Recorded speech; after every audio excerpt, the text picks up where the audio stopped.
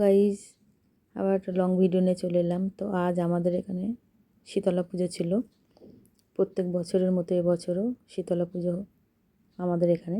তো প্রত্যেক বছরই আমি শীতলা মায়ের পুজো করি, উপাস থাকি। তো এই বছরে যদিও করতে পারলাম না, আমাদের একটু কালশীত ছিল সেই কারণে। তো মনটা একটু খারাপ লাগছিলো যে আমি উপাস করতে পারলাম না। যাই হোক, সারাটা দিন আজকে কী করলাম বন্ধুরা, আমার সঙ্গে থেকো, সাথে থেকো, পুরো ভিডিওটাই দেখো।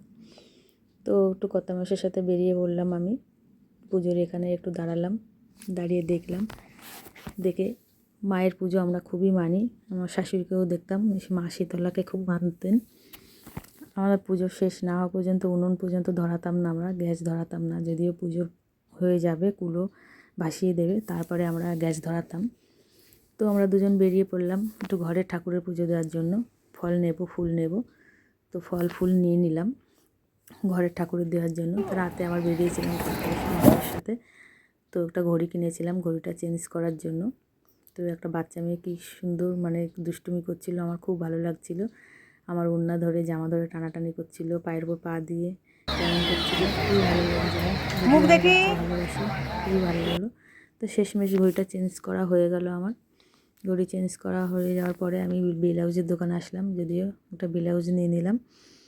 তো ব্লাউজটা নেওয়ার পরে কী কিনবো, তো অনেকটাই রাত হয়ে গেছে। এদিকে আমার বান্ধবী আমাকে কল করছে মায়ের ভোগ নেওয়ার জন্য। তো শেষমেশ আমি লোকনাথ এখান থেকেই নিই ব্লাউজ। তো নিয়ে নিলাম, নিয়ে মিষ্টির দোকানে আসলাম, একটু গজা নেব। তো শেষমেশ গজা নেওয়ার পরে একটু মোয়া নিলাম। মোয়া নেওয়ার পরে বাড়ি আসলাম। ও কর্তামশাইয়ের বড়া খাওয়ার ইচ্ছা হয়েছে, যদিও নিরামিষ আজকে কী করব। মুগ ডাল তাড়াতাড়ি গরম জলে ভিজিয়ে দিলাম, নরম হয়ে গেলে পরে আমি শিলে বেটে নিলাম। নিয়ে নুন, হলুদ, লঙ্কার গুঁড়ো, কাঁচা লঙ্কা, কালো জিরে, মিষ্টি দিয়ে আমি বড়াগুলো ভেজে নিলাম। তো চলে গেলাম মায়ের পুজোর ওখানে, মায়ের মণ্ডপে গিয়ে ওখানে কর্তামশাইয়ের জন্য একটু খিচুড়ি ভালোবাসে যদিও, সেই কারণ ওর জন্য আমি খিচুড়ি একটু তরকারি নিয়ে আসলাম।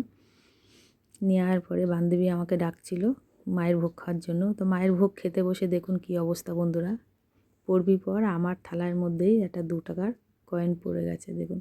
তা আমি, যদিও ঈশ্বর আমাকে বাঁচিয়ে দিয়েছে, আমি দেখে নিয়েছি।